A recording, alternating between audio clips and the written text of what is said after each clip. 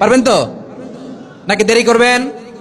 2 number, রমাদানের পবিত্রতা বজায় রাখবো। কোনো তর্ক বিতর্ক অশ্লীলতায় আমরা জড়াবো না, ঝগড়া করবো না, সরাসরিও না, ফেসবুকেও না। করবেন?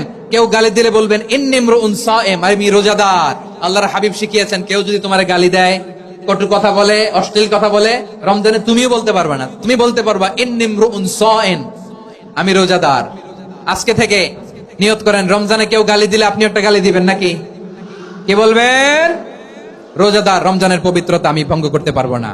অশ্লীল নাটক সিনেমা আমরা দেখবো না। ব্যাড হ্যাবিট থাকলে রমাদানে এটা ছাড়ার মহা সুযোগ।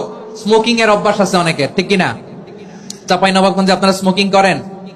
আলাম ইয়াদা কাওলা যুরি ওয়াল আমালা বিহি ফালাইসা লিল্লাহি হাজাতুন ফি আইয়াদা তাআমাহু ওয়া শারাবা।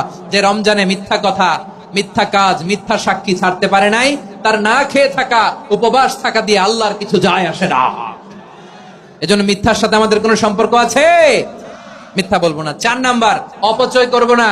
ইন্নাল মুবাযযিরিনা কানু ইখওয়ানাশ শায়াতিন ওয়া কানা শাইতানু লিরাব্বিহি কাফুরা। অপচয়কারী শয়তানের ভাই। আচ্ছা, যে শয়তানের ভাই ও নিজেও আরেকটা কি?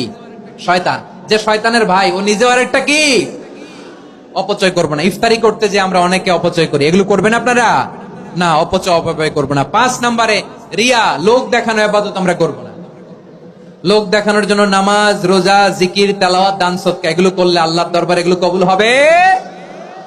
বিশ্বনবী বলেন, দাজ্জালের ফিতনার চেয়ে একটা বড় ফিতনার ভয় আমি করি, সেটা কি? আর রিয়া, শো অফ মেন্টালিটি, লোক দেখানো মানসিকতা। এটা থেকে আমরা বিরত থাকবো ইনশাআল্লাহ। 6 নাম্বার, অনেক গুরুত্বপূর্ণ। ব্যবসায়ী ভাইয়েরা, ব্যবসা করেন কারা কারা? হাত তুলে দেখান তো আমারে। মাশাআল্লাহ, হাত নামান।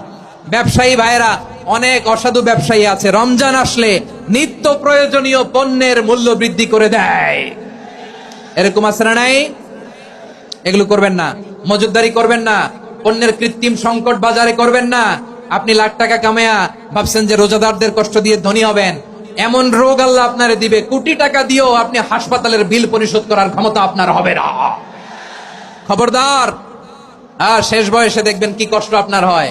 আপনি রোজাদারদের কষ্ট দিচ্ছেন, আল্লাহ আপনার সুখে রাখবে? আল্লাহর দোহাই লাগে, আমার ব্যবসায়ী ভাইরা এটা করবেন না। আরব বিশ্বে আমরা দেখেছি, আরব বিশ্বের